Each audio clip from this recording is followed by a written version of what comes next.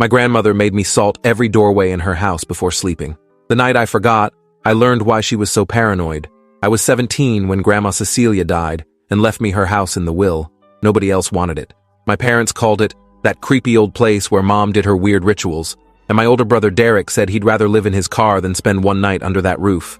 But I'd always loved visiting Grandma, loved the way she'd bake me cookies and tell me stories about the old country, even if some of those stories gave me nightmares.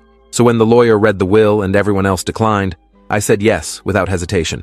The house was mine, along with one very specific condition written in Grandma's shaky handwriting at the bottom of the document. Julian must continue the salt ritual every night without fail. Every doorway, every window, never forget, never question why. My parents had laughed nervously at that part. My mother said it was just dementia talking, that Grandma had gotten paranoid and superstitious in her final years. But I remembered the ritual clearly from every visit I'd ever made.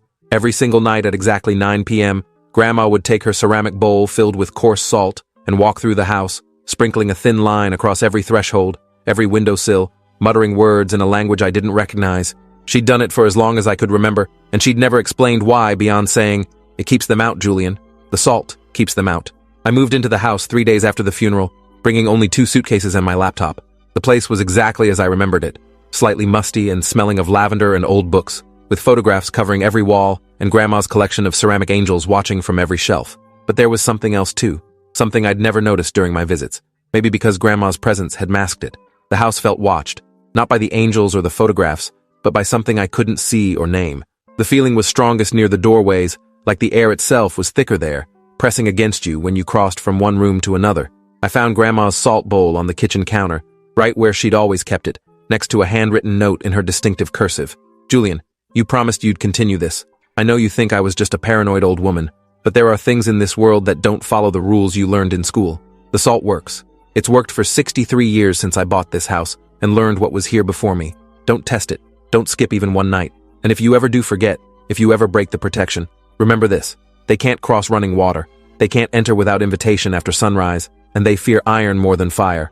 Keep Grandpa's old railroad spike under your pillow. You'll need it." The note was dated 2 weeks before she died. Like, she'd known her time was running out and wanted to make sure I had instructions.